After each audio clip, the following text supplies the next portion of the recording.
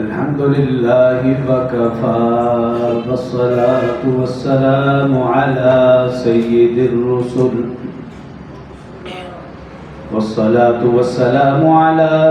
الرسل وخاتم الأنبياء وعلى آله المجتبى وأصحابه الأتقياء. ونشهد أن سيدنا وسندنا وحبيبنا وشفيعنا ومرشدنا ومولانا محمدا عبده ورسوله صلى الله تعالى عليه وعلى آله وأصحابه وأحبابه وأزواجه وذرياته وآل بيته أجمعين وسلم تسليما كثيرا كثيرا. أما بعد فأعوذ بالله من الشيطان الرجيم. بسم الله الرحمن الرحيم. لقد كان لكم في رسول الله أسوة حسنة لمن كان يرجو الله واليوم الآخر وذكر الله كثيرا. قال الله تبارك وتعالى في مقام آخر: وإنك لعلى خلق عظيم. قال النبي صلى الله عليه وسلم: إن أكمل المؤمنين إيمانا أحسنهم خلقا. قال النبي صلى الله عليه وسلم: بعثت لأتمم مكارم الأخلاق، أو كما قال عليه الصلاة والسلام. صدق الله العظيم وصدق رسوله النبي الكريم، ونحن على ذلك لمن الشاهدين والشاكرين والحمد لله رب العالمين. تمام بابا ایک مرتبہ نماز والا درود شریف بابا سے بلند پڑھ لیں.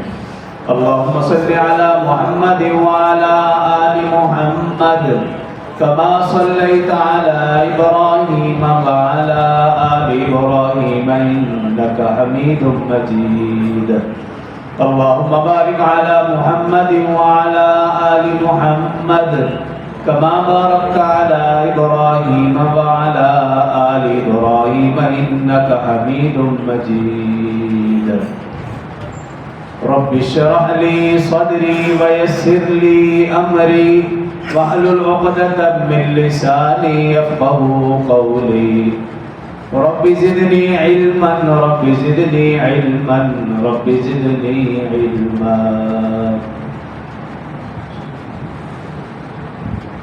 میرے انتہائی واجب الاحترام برادران اسلام، دوستوں، بزرگوں، بھائیوں،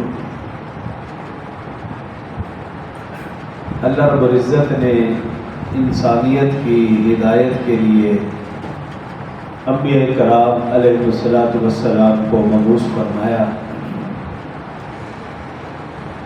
تمام کے تمام انبیاء کرام علیہ السلام برگزیدہ اللہ کے نیک بندے اور انسانوں میں سے ہی تھے، لیکن تمام کے تمام انبیاء کرام علیہ السلام اپنی ذات کے اعتبار سے بھی کامل و اکمل و احسن و اجمل تھے، اور اپنی صفات کے اعتبار سے بھی کامل و اکمل و احسن و اجمل تھے، تاکہ کسی بھی مخالف کو، کسی بھی اپنے برائے کو، دوست یا دشمن کو، جانے یا نہ جاننے والوں کو کسی بھی پیغمبر کی طرف انگلی اٹھانے کی ضرورت نہ ہو. تمام کے تمام انبیاء کرام علیہ السلام ذات اور صفات دونوں لحاظ سے کامل و کمل تھے. کسی بھی پیغمبر میں نہ تو ذاتی حوالے سے کوئی عیب اور نقص پایا جاتا تھا، اور نہ ہی صفات کے لحاظ سے کوئی عیب اور نقص پایا جاتا تھا۔ سارے کے سارے انبیاء کرام کامل و اکمل احسن و اجمل تھے، کیونکہ انبیاء کرام علیہ السلام کی زندگی ان کی قوم کے لیے، کنبہ قبیلہ برادری رشتہ داروں کے لیے، اپنے پرائل کے لیے ایک نمونہ ہوا کرتی تھی۔ رسول اللہ صلی اللہ علیہ وسلم کے متعلق اللہ رب العزت نے قرآن میں مختلف مقامات پر ارشاد فرمایا، لَقَدْ كَانَ لَكُمْ فِي رَسُولِ اللَّهِ أُسْوَةٌ حَسَنَةٌ، یقیناً بلا شک و شبہ رسول اللہ صلی اللہ علیہ وسلم کی زندگی تمہارے لیے اسوہ حسنہ، بہترین نمونہ ہے۔ رسول اللہ صلی اللہ علیہ وسلم کی پوری زندگی اسوہ حسنہ ہے، زندگی کا کوئی خاص حصہ مراد نہیں، پوری کی پوری زندگی کے متعلق اللہ فرما رہے اسوہ حسنہ۔ اس سے پہلے ایک مسئلہ، اس کو بھی جو ابھی میرے ذہن میں آیا سماعت فرما لیں۔ عام طور پر ہم بولتے ہیں یا سنتے ہیں کہ رسول اللہ صلی اللہ علیہ وآلہ وسلم کو 40 سال کی عمر میں نبوت ملی، یہ جملہ سنتے ہیں، یا ہم یہ جملہ سنتے ہیں کہ نبوت سے پہلے کی زندگی، نبوت کی بعد کی زندگی۔ یاد رکھ لیجئے اہل سنت والجماعت کا عقیدہ ہے کہ رسول اللہ صلی اللہ علیہ وسلم پیدائشی نبی ہیں۔ ہاں، 40 سال کی عمر میں رسول اللہ صلی اللہ علیہ وسلم کی نبوت کا اعلان ہوا ہے۔ نبی آپ پیدائشی ہیں، 40 سال کی عمر میں نبی نہیں بنے، نبی پیدائشی ہیں۔ نبوت کا اعلان 40 سال میں ہوا، بلکہ گزشتہ سے پیوستہ جو 3 جمعے تھے جس میں موضوع میرا آقا کے نام اس میں گرامی تھے، ان کا خلاصہ لب لباب اور نچوڑ یہی تھا کہ رسول اللہ صلی اللہ علیہ وسلم کی ولادت باسعادت تو بعد میں ہوئی، لیکن آپ کا چرچا، آپ کے ناموں کا چرچا، آپ کی نبوت کا چرچا یہ صدیوں پر محیط ہے۔ ولادت باسعادت بعد میں، لیکن تذکرہ آپ کا پہلے، جیسا کہ آدم علیہ السلام کی روایت سنی تھی، فرماتے ہیں کہ جب اللہ نے میرے وجود میں روح ڈالی، میں نے سر اٹھایا تو جنت کی ہر چیز پر میں نے دیکھا یا تو لا الہ الا اللہ لکھا ہوا تھا یا پھر محمد رسول اللہ لکھا ہوا تھا صلی اللہ علیہ وسلم۔ صلاۃ اللہ کلام اللہ، دیکھا تو یہ دیکھا، جہاں لکھا خدا دیکھا، وہاں لکھا مصطفیٰ دیکھا۔ کائنات حسن جب پھیلی تو لامحدود تھی، کائنات حسن جب پھیلی تو لامحدود تھی، جب سمٹی تو تیرا نام بن کے رہ گیا۔ تو رسول اللہ صلی اللہ علیہ وسلم کے حوالے سے یہ عقیدہ، یہ مسئلہ ذہن میں رکھ لیں، آپ پیدائشی نبی ہے، لیکن نبوت کا اعلان 40 سال کی عمر میں ہوا۔ یہ کہنا کہ رسول اللہ صلی اللہ علیہ وسلم کو 40 سال کی عمر میں نبوت ملی، یا نبوت سے پہلے یا نبوت کے بعد، یہ اہل سنت والجماعت کے مطابق یہ کہنا درست نہیں۔ تو قرآن پاک کی آیت کے حوالے سے جو عرض کیا، رسول اللہ صلی اللہ علیہ وسلم کی پوری زندگی اسوہ حسنہ ہے۔ لَقَدْ كَانَ لَكُمْ فِي رَسُولِ اللَّهِ أُسْوَةٌ حَسَنَةٌ، اللہ فرما رہے ہیں یقیناً بلا شک و شبہ رسول اللہ صلی اللہ علیہ وسلم کی زندگی تمہارے لیے بہترین نمونہ ہے۔ اب اس پوری زندگی میں رسول اللہ صلی اللہ علیہ وسلم کی ولادت بھی، آپ کا بچپنا، آپ کا لڑکپن، جوانی، بڑھاپا، رسول اللہ صلی اللہ علیہ وسلم کی شادی سے پہلے والی زندگی، شادی کے بعد والی زندگی، رسول اللہ صلی اللہ علیہ وسلم بحیثیت شوہر بھی اسوہ حسنہ، رسول اللہ صلی اللہ علیہ وسلم کی زندگی بحیثیت والد بھی اسوہ حسنہ، رسول اللہ صلی اللہ علیہ وسلم کی زندگی بحیثیت داماد، بحیثیت سسر، بحیثیت معلم، بحیثیت استاد، بحیثیت امام، بحیثیت مقتدی، ہر لحاظ سے رسول اللہ صلی اللہ علیہ وسلم کی زندگی مدنی زندگی ہو، مکی زندگی ہو، سفر کا معاملہ، حضر کا معاملہ، گھر میں ہے تب بھی آپ کی زندگی اسوہ حسنہ، جنگ میں ہے تب بھی آپ کی زندگی اسوہ حسنہ، مسجد نبوی میں ہے تب بھی آپ کی زندگی اسوہ حسنہ، آپ بدر میں ہے، احد میں ہے، حنین میں ہے، رسول اللہ صلی اللہ علیہ وسلم شیب ابی طالب میں 3 سال تک محصور رہے، رسول اللہ صلی اللہ علیہ وسلم طائف کے میدان میں وادیوں میں تشریف لے گئے۔ غرض یہ کہ رسول اللہ صلی اللہ علیہ وسلم کی ساری زندگی اسوہ حسنہ ہے، بہترین نمونہ ہے۔ انسان جس موڑ پر جس معاملے میں رہنمائی لینا چاہے، رسول اللہ صلی اللہ علیہ وسلم کی زندگی ہم سب کے لیے مشعل راہ۔ لقد کان لکم فی رسول اللہ اسوۃ حسنہ۔ ہاں آگے اللہ فرما رہے، یاد رکھیے رسول اللہ صلی اللہ علیہ وسلم کی زندگی اسوہ حسنہ اس شخص کے لیے جس کے اندر 3 صفات پائی جائے۔ سب سے پہلی صفت اللہ فرما رہے، لمن کان یرجو اللہ، جو اللہ سے ملاقات کی امید رکھتا ہو، اس کے لیے آقا صلی اللہ علیہ وسلم کی زندگی بہترین نمونہ۔ جس کو یہ یقین ہے کہ اللہ سے ملنا ہے، اللہ کے سامنے حاضر ہونا ہے، پوری زندگی کا حساب کتاب ہونا ہے، فرمایا ایسے شخص کے لیے رسول اللہ صلی اللہ علیہ وسلم کی زندگی بہترین نمونہ ہے۔ کیوں؟ جو اللہ سے امید رکھتا ہے ملاقات کی، وہ اپنی زندگی رسول اللہ صلی اللہ علیہ وسلم کی زندگی کے مطابق گزارنے کی کوشش کرے۔ اور دوسری صفت جو بیان فرمایا، والیوم الآخر، اور جو شخص آخرت کے دن پر یقین رکھتا ہوا، وبالآخرۃ ہم یوقنون، کہ مرنا ہے، مرنے کے بعد دوبارہ اٹھنا ہے، میدان حشر میں جانا ہے، نامہ اعمال ہاتھ میں ملنا ہے، پل صراط سے گزرنا ہے، جنت جہنم کا فیصلہ ہونا، اللہ کے سامنے پیش ہونا ہے۔ جس کے دل میں یہ بات ہے، یقین ہے، آخرت کا یقین ہے، فرمایا ایسے شخص کے لیے رسول اللہ صلی اللہ علیہ وسلم کی زندگی اسوہ حسنہ ہے، بہترین نمونہ ہے۔ وہ اپنی زندگی آقا صلی اللہ علیہ وسلم کی زندگی کے مطابق گزارنے کی کوشش کرے۔ اور تیسری صفت بیان فرمائی، وذکر اللہ کثیرا، ایسے شخص کے لیے آقا کی زندگی بہترین نمونہ، وذکر اللہ کثیرا، جو اللہ کا ذکر کثرت سے کرتا ہو۔ یا ایھا الذین آمنوا، 22واں سپارہ سورہ احزاب، اللہ فرمانا اے ایمان والو، اذکروا اللہ ذکرا کثیرا، اللہ کا ذکر کثرت سے کرو۔ یا اللہ کثرت کتنی؟ آگے فرمایا وسبحوہ بکرۃ واسیلا، صبح و شام اللہ کا ذکر کرو، اللہ کو یاد کرو۔ ہاں هو الذی یصلی علیکم وملائکتہ، جو شخص اللہ کا ذکر کثرت سے کرے گا، اللہ بھی اس پر رحمت فرمائیں گے، اللہ کے فرشتے بھی اس پر رحمت فرمائیں گے۔ لِيُخْرِجَكُم مِّنَ الظُّلُمَاتِ إِلَى النُّورِ، صرف رحمت نہیں، اللہ اور اس کے فرشتے ایسے شخص کو اندھیروں سے نکال کر روشنی میں لائیں گے۔ وَكَانَ بِالْمُؤْمِنِينَ رَحِيمًا، اور اللہ اس پر رحم فرمائیں گے۔ تو یہ 3 صفات جس کے اندر پائی جائے، اس کے لیے رسول اللہ صلی اللہ علیہ وسلم کی زندگی بہترین نمونہ۔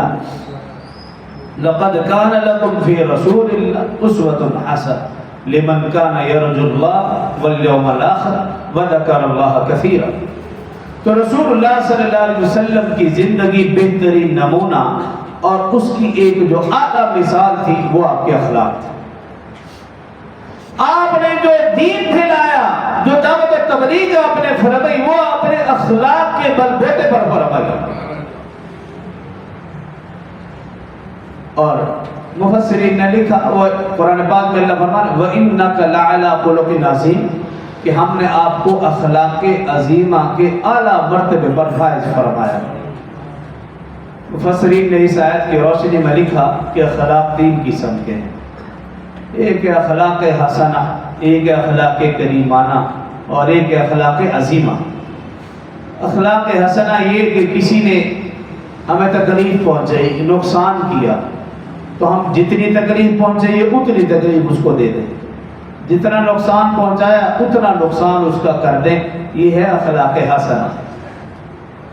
اخلاق کریمانہ کہ کسی نے تکلیف پہنچائی، نقصان پہنچایا، آپ نے اس کو معاف کر دیا، بدلہ نہیں لیا۔ بدلہ لینا یہ بھی اخلاق حسنہ ہے، لیکن بدلہ نہ لینا، معاف کر دینا، یہ اخلاق کریمانہ ہے۔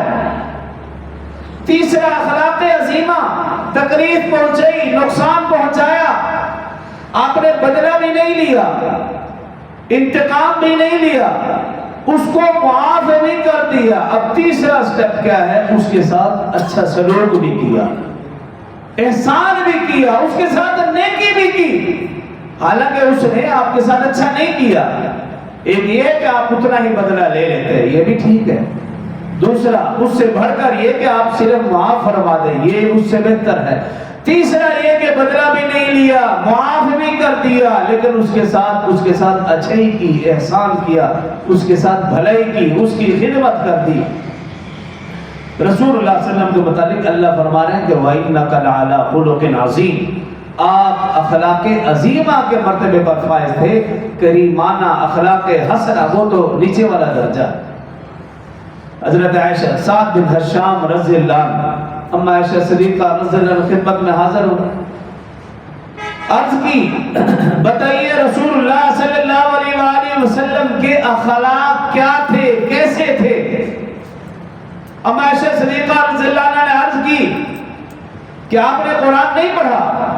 حضرت سعد بن ہشام رضی اللہ عنہ عرض کرنے لگے ہاں قرآن میں نے پڑھا ہے۔ فرمایا کان خلقہ القرآن، پورا کا پورا قرآن رسول اللہ صلی اللہ علیہ وسلم کے اخلاق ہے۔ جو قرآن کہتا ہے وہ رسول اللہ صلی اللہ علیہ وسلم کہتے بھی ہیں، وہ رسول اللہ صلی اللہ علیہ وسلم فرماتے بھی ہیں، اور وہ رسول اللہ صلی اللہ علیہ وسلم کرتے بھی۔ پورا کا پورا قرآن یہ رسول اللہ صلی اللہ علیہ وآلہ وسلم کے اخلاق ہے۔ اب عائشہ صدیقہ رضی اللہ عنہ فرماتی ہیں رسول اللہ صلی اللہ علیہ وآلہ وسلم نے کبھی بھی اپنی ذات کی وجہ سے غصہ نہیں فرمایا، کبھی بھی رسول اللہ صلی اللہ علیہ وسلم نے اپنی ذات کے لیے انتقام بدلہ نہیں لیا۔ ہاں اگر کوئی شخص اللہ کے احکامات کو توڑتا، رسول اللہ صلی اللہ علیہ وسلم کو غصہ بھی آتا، اور جب مدنی زندگی میں رسول اللہ صلی اللہ علیہ وسلم نے ایک اسلامی ریاست قائم کر لی تو پھر رسول اللہ صلی اللہ علیہ وسلم نے اللہ کے حکم کے مطابق حد بھی جاری کی، لیکن اپنی ذات کی وجہ سے کبھی غصہ نہیں، ذات کی وجہ سے کبھی انتقام نہیں لیا۔ کیوں کہ غصہ اور دعوت و تبلیغ یہ دونوں اکٹھے نہیں چل سکتے۔ دعوت و تبلیغ کے لیے، اچھے اخلاق کے لیے انسان کے لیے نرم ہونا ضروری ہے، انسان کے اندر حلم و تبع ہونا ضروری ہے۔ اب رسول اللہ صلی اللہ علیہ وسلم کی زندگی دیکھ لیں، 3 سال تک خفیہ تبلیغ، 3 سال کے بعد اللہ رب العزت نے حکم فرما دیا فَاصْدَعْ بِمَا تُؤْمَرْ وَأَعْرِضْ عَنِ الْمُشْرِكِينَ، اے پیغمبر اب آپ اعلانیہ تبلیغ فرمائیے اگرچہ مشرکین کو اچھا نہ لگے۔ اللہ پاک نے حکم فرما دیا اعلانیہ تبلیغ کا۔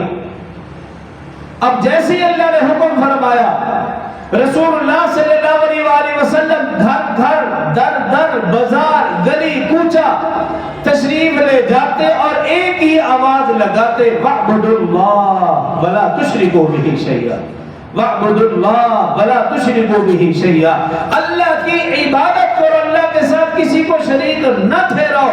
یہ آواز لگانا تھا رسول اللہ صلی اللہ علیہ وسلم کا، ظلم و ستم کا، تشدد و بربریت کا، خوف و ہراس کا ایک نیا دور شروع ہو گیا۔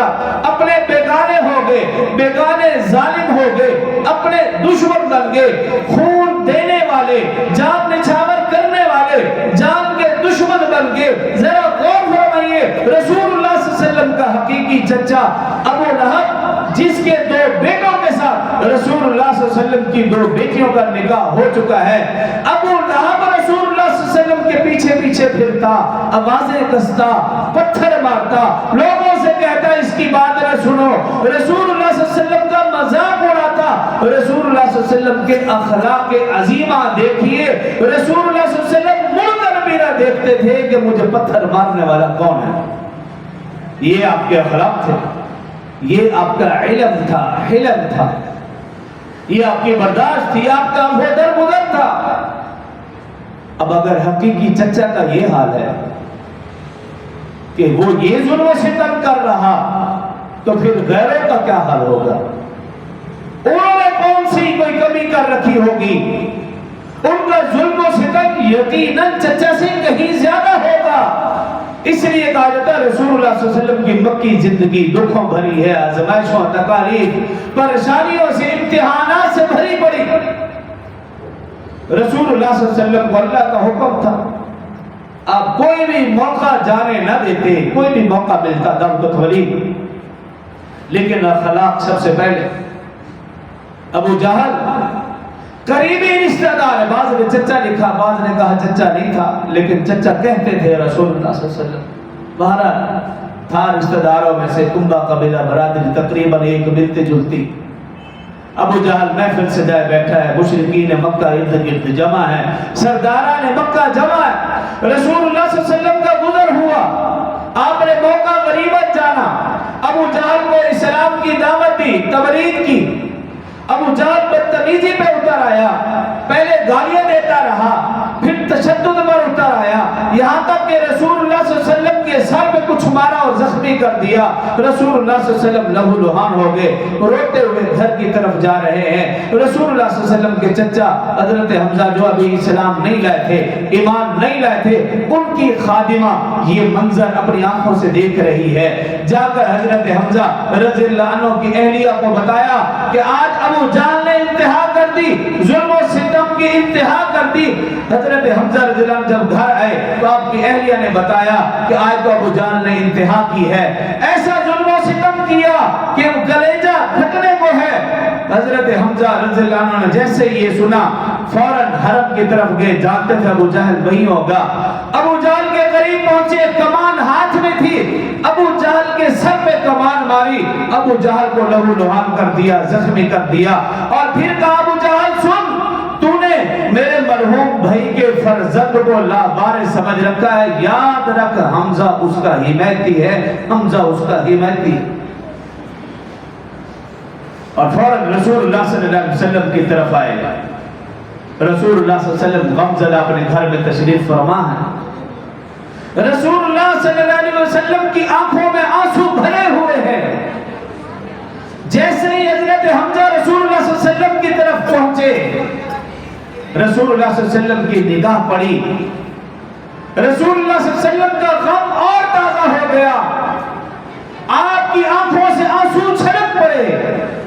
حضرت حمزہ رضی اللہ عنہ جیسے ہی آئے، رسول اللہ صلی اللہ علیہ وسلم کو گلے لگا لیا، رسول اللہ صلی اللہ علیہ وسلم فرمانے لگے چچا جان، میں پیدا ہی ہوا، میرے پہ باپ کا سایہ نہ تھا، ابھی 6 سال کی عمر کو پہنچا، ماں کی ممتا بھی ساتھ چھوڑ گئی، ابھی 8 سال کی عمر کو پہنچا، دادا جان بھی دعوے مفارقت دے گے، اللہ نے مجھے نبوت سے سرفراز فرمایا، میں اپنی قوم کو جہنم سے نکال کر جنت میں لے جانا چاہتا ہوں، میری قوم میری دشمن بن چکی ہے، بتاؤ میرا کیا جرم ہے؟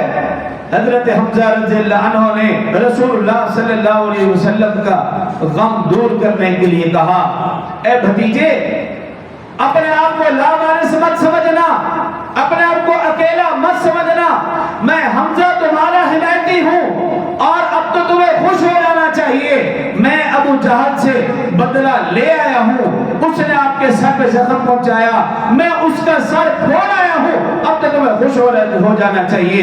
رسول اللہ صلی اللہ علیہ وسلم نے فرمایا، اے چچا جان، یہ میرے لیے خوشی کی کوئی بات نہیں ہے، میں تو سراپا رحمت کرم بن کر آیا ہوں، میں بدلہ لینے کے لیے نہیں آیا، میں انتقام لینے کے لیے نہیں آیا، میری خوشی یہ ہے کہ میں تو تمہیں کفر شرک کے اندھیروں سے نکال کر ایمان کی دولت سے سرفراز کرنا چاہتا ہوں، میری خوشی یہ ہے کہ تم بھی کلمہ پڑھ لے، مسلمان ہو جائے۔ جب حضرت حمزہ رضی اللہ عنہ نے رسول اللہ صلی اللہ علیہ وسلم کے اس جذبے کو دیکھا، ہاتھ بڑھایا، کلمہ پڑھا، اور وہی حضرت حمزہ مسلمان ہو گئے۔ رسول اللہ صلی اللہ علیہ وسلم کی اخلاق، رسول اللہ صلی اللہ علیہ وسلم کی پوری زندگی اسی کے اوپر ہے کہ کسی نہ کسی طرح میرا ہر امتی جہنم سے بچ کر جنت میں جانے والا بن جائے. رسول اللہ صلی اللہ علیہ وسلم کی ساری محنت یہ تھی. اور ابو جہل اس کی بھی ساری کوشش یہ تھی نعوذ باللہ کہ میں رسول اللہ صلی اللہ علیہ وسلم کو اور ان کے ماننے والوں کو ناکام کروں. ہر وقت یہی پلاننگ رہتی تھی. کیوں؟ رسول اللہ صلی اللہ علیہ وسلم کی مقبولیت روز بروز بڑھتی جا رہی ہے. رسول اللہ صلی اللہ علیہ وآلہ وسلم پر ایمان لانے والوں کی تعداد بڑھتی جا رہی ہے اور اس کے ساتھ ساتھ ابو جہل کی پریشانی بھی بڑھتی جا رہی ہے. ابو جہل اپنی پلاننگ کر رہا ہے اور ایک مرتبہ اس بدبخت نے یہ پلاننگ کی. ایک گڑھا کھودا اور اس کے اوپر کھجور کی ٹہنیاں ڈالی، مٹی ڈالی اور برابر کر دیا تاکہ کسی کو معلوم ہی نہ ہو یہاں پہ گڑھا ہے. اور گڑھے کے دوسری طرف خود بیٹھ گیا. تھا پکا بے ایمان، لیکن وہ یہ بھی سمجھتا تھا کہ رسول اللہ صلی اللہ علیہ وسلم اخلاق کے اعتبار سے، حسن سلوک کے اعتبار سے اعلیٰ مرتبے پر فائز ہے. جانتا تھا کہ رسول اللہ صلی اللہ علیہ وسلم کو جیسے ہی معلوم ہوگا وہ میری عیادت کے لیے ضرور آئے گا.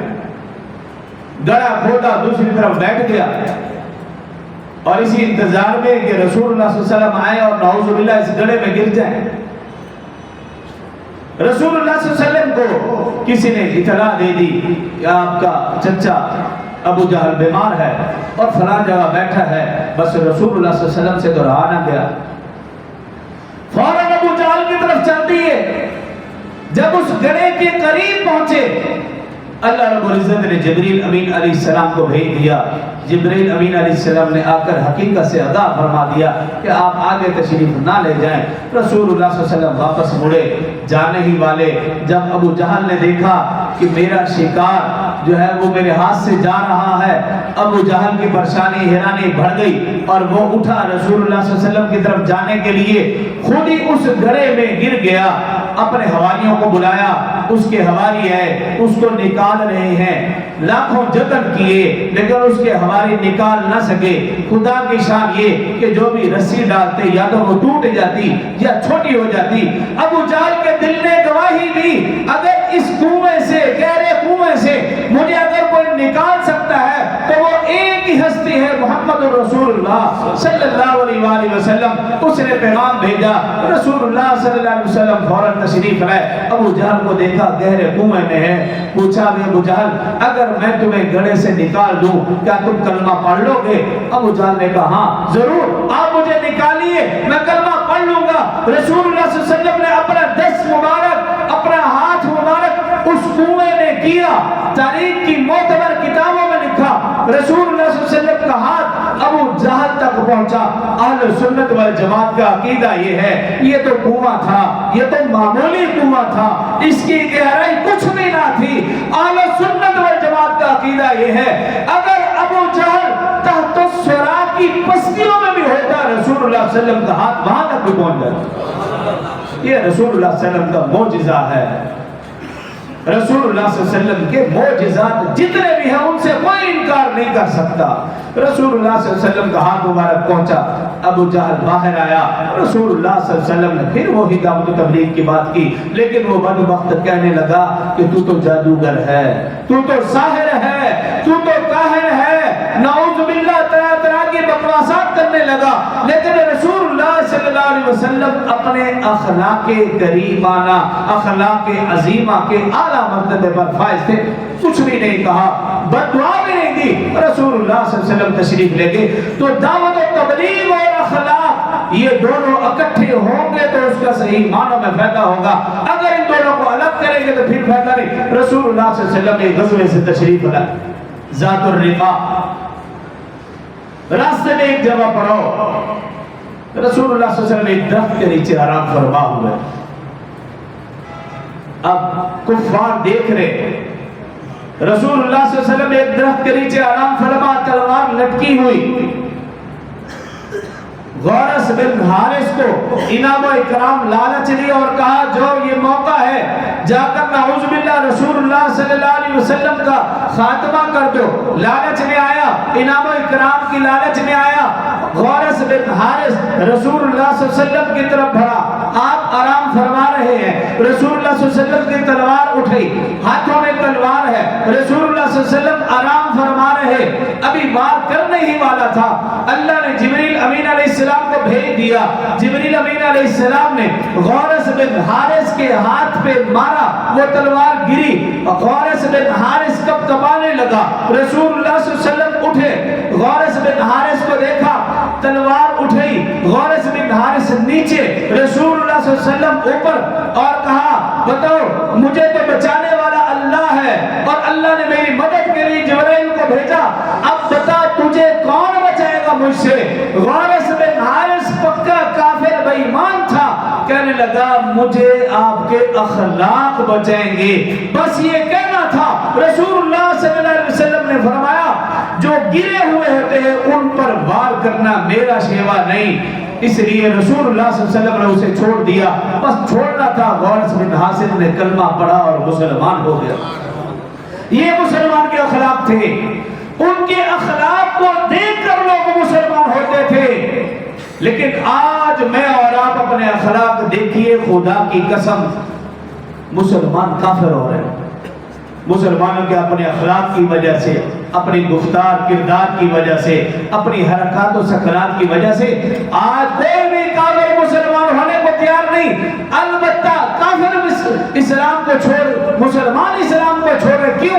کہتے ہیں دیکھو اسلام والے ایسے ہیں، اسلام کا نام لیوا ایسے ہے، یہ لوگ ایسے ہیں۔ تو مجھے اور آپ کو اپنے اخلاق درست کرنا ہوں گے، رسول اللہ صلی اللہ علیہ وسلم کے اخلاق کے مطابق اپنی زندگی گزاریں گے تو اس میں فائدہ ہوگا۔ مثال کے طور پر ہم مسجد میں آتے ہیں، یہ اللہ کا گھر ہے، تو ایک دوسرے کا لحاظ خیال کرتے ہوئے، مسجد کے آداب کا خیال کرتے ہوئے، ہم کئی دفعہ دیکھتے ہیں بعض لوگ آتے ہیں جوتا اندر تک لے آتے ہیں، بعض ایسے ہیں جو مسجد کے اندر ہی جوتا رکھ دیتے ہیں اور وہ بھی صف کے اوپر، کلیم کے اوپر۔ اب یہی جوتا واش روم میں بھی لے کے جاتے ہیں اور یہی مسجد کی صف کے اوپر رکھ رہے ہیں۔ کیا یہاں پہ ہمیں اپنے اخلاق کو نہیں دیکھنا چاہیے؟ کہ آپ کے لیے ہم نے جگہ بنائی ہے، وہاں پہ آپ جوتے رکھیں، نہیں ہے تو باہر رکھ دیں، اللہ نے سپورٹ کر دیں، آپ کو ضرورت مند لے جائے گا تو پھر وہ اللہ کا حکم۔ تو کہنے کا مقصد یہ، پھر اسی طرح ٹوٹیوں میں دیکھتے ہیں، مجھے کہا گیا تو میں نے کہا چلو آخر میں 1-2 منٹ بعد ہو جائے۔ بعض لوگ آتے ہیں کہ ٹوٹیوں پہ اپنی جوتیاں دھو رہے ہوتے ہیں۔ اب دیکھیں یہاں پہ ہم وضو کیا جاتا ہے اور پاک ہونے کے لیے یہاں لوگ بیٹھتے ہیں اور آپ لوگ وہاں پہ جوتے دھوئیں۔ بعضوں کو دیکھا جاتا ہے کہ وہ کہنا تو نہیں چاہیے لیکن مجبوراً کہ نسوار وغیرہ رکھتے ہیں تو وہ نسوار اسی وضو خانے میں پھینک دیتے ہیں۔ اب یہ بھی کتنی بری حرکت ہے، اخلاق سے گری ہوئی حرکات، سکرات اور بھی بے شمار ہے۔ عرض کرنے کا مقصد یہ ہے کہ مجھے اور آپ کو اپنے چھوٹے چھوٹے اخلاق کے اوپر جب ہم غور کریں گے، چھوٹی چھوٹی ہمارے اخلاق، چھوٹی حرکتیں ہماری درست ہوگی تو انشاءاللہ بڑی حرکات و سکنات بھی درست ہو جائیں گی۔ جو کہا سن اللہ مجھے اور آپ کو سمجھنے عمل کی توفیق دے۔